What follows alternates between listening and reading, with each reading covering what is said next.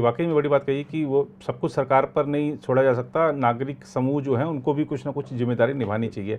Sir, वैसे तो आज के कार्यक्रम में अपने आपसे जो सामयिक प्रश्न थे सारे पूछ लिए, लेकिन एक ताज़ा समाचार आया कि शी जिनपिंग ने यूक्रेन और रशिया संघर्ष शुरू होने के बाद पहली बार यूक्रेन के राष्ट्रपति से बात की है। आपको क्या लगता है कि ये बातचीत का कारण क्या रहा और क्या इस बातचीत से युद्ध समाप्ति के कुछ संकेत मिले हैं? नीरज जी, मैं तो नहीं कहूँगा कि युद्ध समाप्ति के संकेत अभी मिलेंगे जी, क्योंकि देखा जाए तो ये हठबंदी हो गई है जी।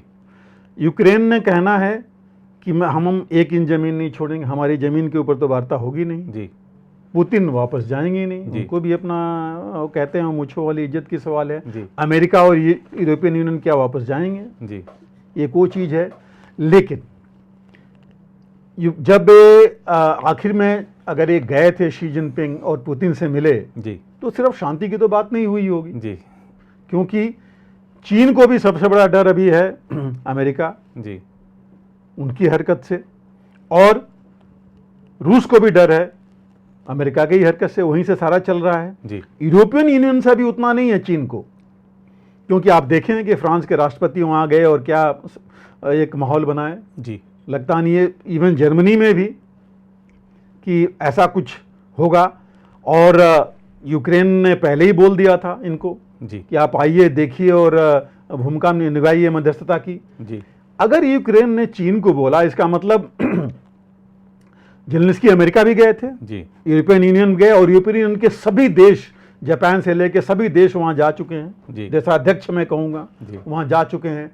अगर तो इसका मतलब उनसे कुछ नहीं हो पाया, तब उन्होंने रुख किया कि भाई अब चीन है जो कि शायद ये कुछ करे। और चीन ने, जैसे मैंने कहा, चीन अब अपने आप को वैश्विक स्तर पर अपने आप को नंबर 1 दिखाना चाहता है, क्योंकि अमेरिका कुछ नहीं कर पाया। जी, अमेरिका अभी जैसे इजराइल और फिलिस्तीन में अमेरिका ने इजराइल को सपोर्ट किया, अब बात आगे नहीं बढ़ी, लेकिन चीन वहां पहुंच गया कि हम जो है मध्यस्थता करेंगे। जी, और एमिरेट्स और इसका आपने देख ही लिया, ईरान का क्या है, जहां पर चीन ने सीरिया को भी, टर्की को भी ले आए जी, बातचीत के लिए। तो आप देखिए कि मतलब माहौल वहां पर क्या बन रहा है, किस तरह का। जी, और वही चीज यहां पर यूक्रेन में ले आकर के, तो अब चीन अपने आप को दिखाना चाहता है। जो कहा जा रहा था कि चीन बड़ा एग्रेसिव हो रहा है, जी, कन्फ्रंटेशनिस्ट मूड में है जी, कि नहीं, मैं तो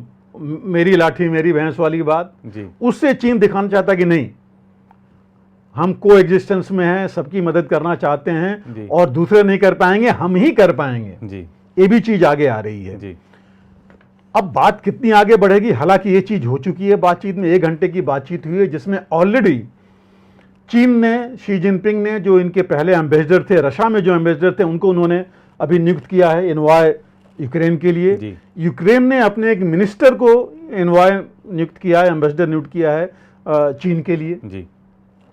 तो ये दोनों चीजें हैं, तो सकारात्मक माहौल तो है, लेकिन साथ में इन्होंने जो है ये भी बोला है, अमेरिका ने बोला है, रिएक्शन दिया है कि अच्छी बात है जी, लेकिन लगता नहीं कि बात आगे बढ़ पाएगी, क्योंकि वो चाहेंगे भी नहीं कि बात आगे बढ़े, कि उनके बिना कैसे बात आगे बढ़ेगी जी। सबसे पहली चीज ये है। जहां तक यूक्रेन का सवाल है, मैं दोबारा दोहराता हूं, यूक्रेन को मिल क्या रहा है इस लड़ाई में जी।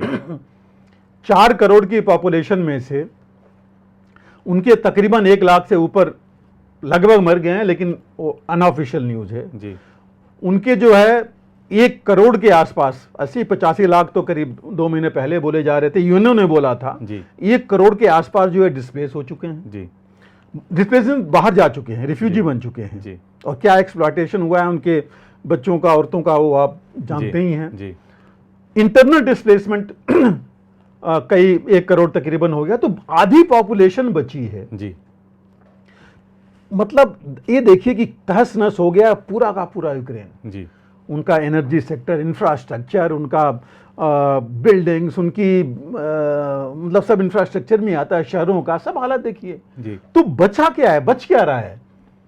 सारा कुछ करने के बाद, इतनी हथियार लेने के बाद, रूस का तो कुछ बिगाड़ नहीं पाए, उनके शहरों का तो कुछ नहीं कर पाए, और ज्यादा कुछ करेंगे तो पुतिन और एग्रेसिव होंगे जी। तो इससे रूस को यूक्रेन को तो कुछ नहीं मिल रहा है जी, मिल क्या रहा है, अमेरिका को मिल रहा है जी, क्योंकि यूरोपियन यूनियन को कुछ नहीं मिल रहा है। यूरोपियन यूनियन को अपना जो डिफेंस बजट है डबल करना पड़ रहा है। तो आप सोचिए कि क्या हो रहा है उनका। जी, दूसरा, अमेरिका में देखिए ऑयल कंपनीज को 200% मुनाफा हुआ, आपने पढ़ा। और एक ऑयल कंपनी एक्सॉन ने तो अपने जो सीईओ हैं उनकी पे चेक 300% बढ़ा दिया। $350 मिलियन उनको मिल रहे हैं, आप सोचिए एक साल के। तो ये हालत है कि मतलब विंडफॉल है, सबसे ज्यादा तो इनको मिल रहा है, अमेरिका को मिल रहा है, अमेरिका को फायदा हो रहा है। तो इस वजह से इतनी जल्दी समस्या का समाधान तो नहीं लगता, लेकिन अगर युद्ध विराम पर भी बात हो जाए जी, तो एक ये बहुत सकारात्मक चीज होगी, बहुत अच्छी बात होगी। लेकिन क्या पुतिन ये चाहेंगे जी, कि कभी वो अपने आप को चीन से ऊपर समझते थे, जी, अमेरिका से ही नंबर 1 नंबर 2 की बात चल रही थी, जी, क्या वो चाहेंगे कि वो चीन उनसे इतना ऊपर चला जाए? जी, और क्या वो चाहेंगे कि चीन अगर प्रेशर देगा बाकी भी प्रेशर डालें कि वो जगह छोड़ें जी, एरिया? वो तो वो चाहेंगे नहीं। जी, और यूक्रेन क्या ये चाहेगा कि जिस पर वो लेके चला था कि हम तो क्रीमिया भी वापस लेंगे, जी, वो अपना छोड़ेगा? जी, और आज ही 2 घंटे पहले तकरीबन पहली बार काफ़ी दिनों के बाद पुतिन क्रेमलिन में गए हैं। जी, वहाँ क्या मीटिंग चली, क्या बात चली, तो आगे आएगी, लेकिन जरूर कुछ ऐसी स्ट्रेटजी होगी तभी वो क्रेमलिन में गए, नहीं तो ये तो अपने ऑफिस से ही काम अपना कर रहे थे। जी, तो ये कुछ चीज़ें हैं जिस पर बहुत जल्दी हम कुछ नहीं कर सकते, लेकिन सकारात्मक चीज जरूर है। इन्वॉल्व की अगर होगी, एम्बेसडर्स अगर एक्सचेंज हो रहे हैं तो बातचीत, इसका मतलब एक दरवाजा तो खुल गया है इनके बीच में बातचीत करने का।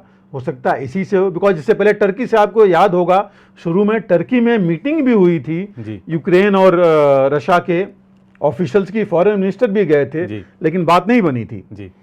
चाइना से अगर हो सकता है तो एक बहुत सकारात्मक पहल होगी, अच्छी बात होगी, लेकिन बहुत ज़्यादा उम्मीद हम अभी नहीं कर रहे हैं। लेकिन सकारात्मक पहलू तो हैं कि हो सकता है दोनों को थोड़ा बहुत कुछ कमी आए। बिल्कुल। और जैसा आपने कहा कि दरवाजे तो चलिए खुले हैं, बाकी अब देखना होगा कि मेल मुलाकात होती है नहीं। आज के कार्यक्रम में सर आपने सूडान से लेकर एससीओ बैठक और श्रीलंका के हालात, पाकिस्तान के हालात पर विस्तृत रूप से जानकारी दी। मुझे लगता है कि हमारे जो दर्शक हैं उनके मन में उमड़ घुमड़ रहे सभी सवालों के जवाब मिले होंगे।